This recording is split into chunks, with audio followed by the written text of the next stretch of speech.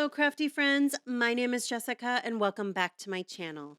Today I have the third installment in the Color Blend series using the Positively Saturated inks from Simon Says Stamp. For this next trio, I thought I would use their newest color release. This is Dew, Mist, and Raindrop, and these just recently came out in the beginning of January.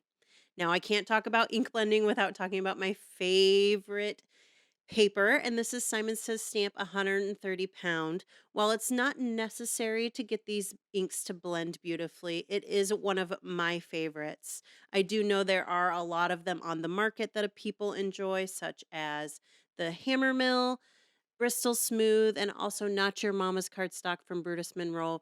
All you need is just a white cardstock that is smooth on top to get a really good ink blend with these inks. So I'm starting off with the lightest color in this trio called Dew, and I'm loving this aqua regal bluish green color that it's giving us. And I'm just really trying to work the color. I will say I had a little bit of a hard time blending this evening, and I'm not exactly sure whether it's the oil on my hands or just my mood. I'm not sure, but I was struggling a little bit. Here you can see that I got a little bit of over ink from my finger onto the panel, and I tried to remove it with my eraser. But you're going to see later on in the video that when I was doing that, I kind of hesitated because I knew it was going to show up where I could have probably blended it in, but since I used that eraser, it took a little bit of the coating off on the paper, and you're gonna see that. I'll point that out hopefully at the end of the video when I review the panels. But now we're just going into the next color, which is Mist, which is just slightly darker than Dew. But like I said, I was having a little bit of a hard time getting these panel colors to blend. And I don't know if it was just an off night or I noticed maybe my hands were just a little more oily or maybe this particular piece of paper had something on it. I'm not sure, but I'm not incredibly happy with my blending with these colors. It has nothing to do with the ink. It's definitely user error. Because I'm a working mom also, I do tend to do a lot of my video recording lately while my children are playing in the room next to me. We have an open concept downstairs, and so my craft room is open and it joins into their playroom so that we kind of get a little bit of both worlds where they get to have active playtime while mommy gets to have active playtime in her craft room. And so maybe it was a combination of that where I felt like maybe I had to get this ink panel done in order to move on, but I was having a hard time. There you can see I pointed it out. That is from using that eraser to try to remove that dark ink spot. When you're trying to remove ink and then blending over it, you're going to get a little bit of a flaw like that panel shows there, where if you were just removing it and not putting ink over the top, you wouldn't be able to notice it. Now that panel's going to continue to dry and we're going to move on to the next one. Lemonade, Pearfection, and Raindrop. This is a beautiful color blend that would be great for any kind of masculine cards or a jungle scene. I loved the way these three colors paired together. Perhaps you could say they're Pearfection. Har har har. Did you see what I did there? Huh. I cracked myself up. But we're getting started here with the lemonade, and I'm just laying down a pretty decent amount of this color because it's so light. I knew I wanted to go heavy-handed when I went into the Perfection. One of the reasons too that also could be that I struggled with this beginning ink panel was the fact that I tend to be heavy-handed, and what I mentioned earlier about my mood.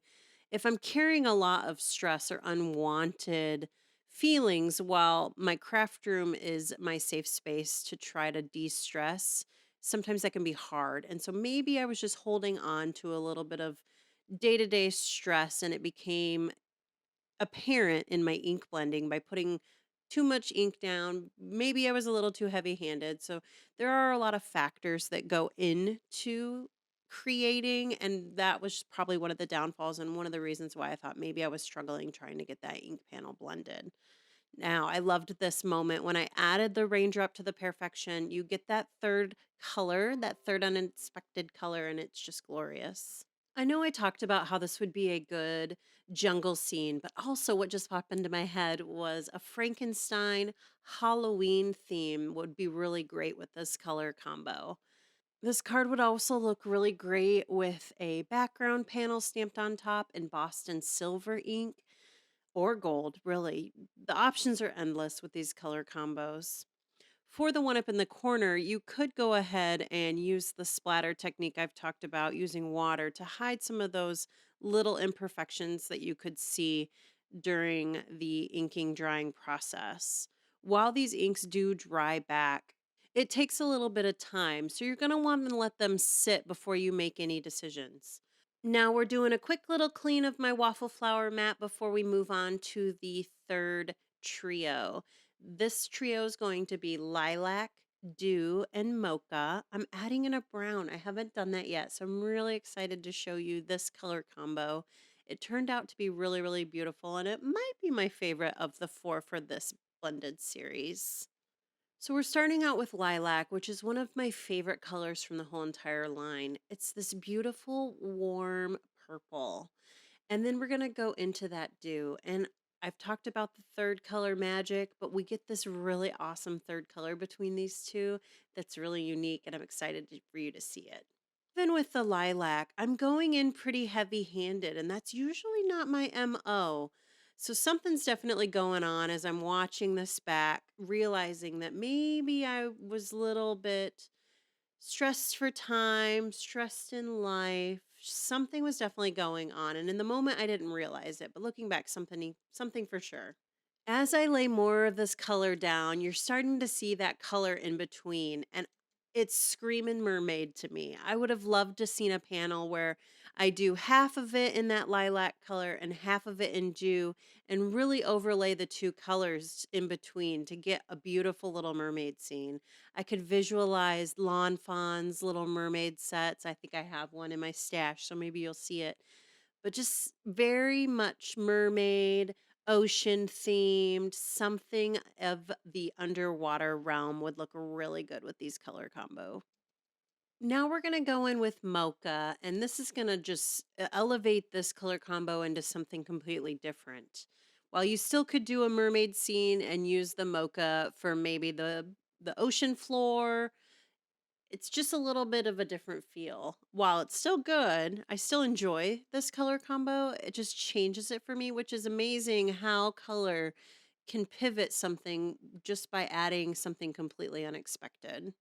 I will say this is the first panel I feel like that we got two very distinct colors in between each of the colors used originally. So we got that bluish, more toned violet color in between the lilac and dew. And then we got that more muddled dew mocha color. And so we got a true five on this blend.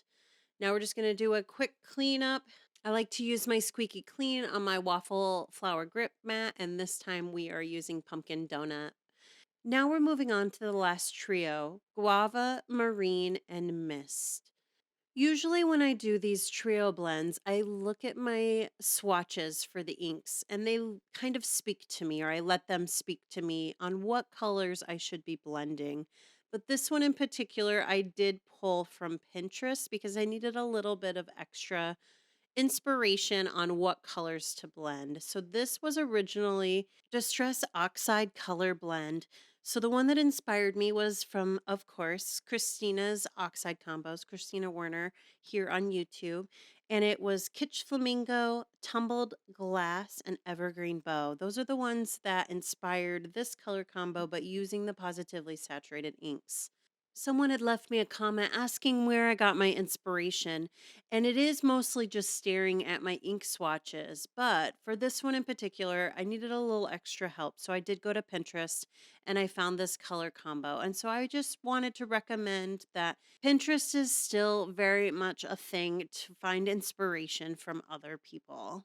For the guava and marine, we are getting again this beautiful third color, this beautiful almost lilac purple like we had previously, but maybe just a little bit more on the cool side. So it's just great the amount of colors that you can get by blending these inks over and over. Now I'm adding in the mist, and we're gonna see that these two colors pair very well together. Doesn't take a lot for me to be able to blend them, which is super great when you're doing ink blending.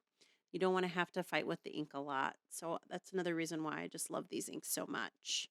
And we're finished with the last panel. Again, that is inspired by Distress Oxide Inks, Kitsch Flamingo, Tumbled Glass, and Evergreen Bow.